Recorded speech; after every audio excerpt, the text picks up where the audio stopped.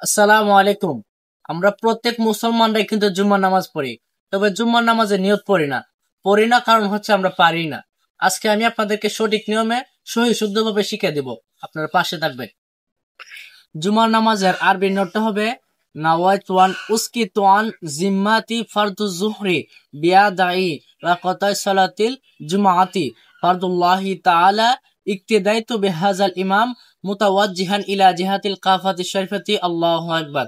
আর আপনি যদি ইমাম সাহেব হন তাহলে আনা ইমামুল লিমান হাদারা ওয়া মাইয়াহদুরু মুতাওয়াজ্জিহান ইলা জিহাতিল কাফাতি শরীফাতি আল্লাহু আকবার। এখন আপনি প্রশ্ন করতে পারেন যে আমি তো আরবিতে নিয়ত পারি না, তাহলে কি আমার নামাজ হবে না? আপনার নামাজ অবশ্যই হবে। আপনি যদি আরবিতে না পারেন তাহলে বাংলাতে পড়বেন। এখন আপনি প্রশ্ন করতে পারেন যে আমি তো বাংলাতেও পারি না, তাহলে কি আমার নামাজ হবে না? আপনার নামাজ অবশ্যই হবে। আপনি বাংলাতেও না পারেন, আরবিতেও না পারেন, তাহলে আপনার নামাজ হবে। তবে আরবিতে বলাটা উত্তম, কারণ আল্লাহ তাআলা পছন্দ করেন আরবি।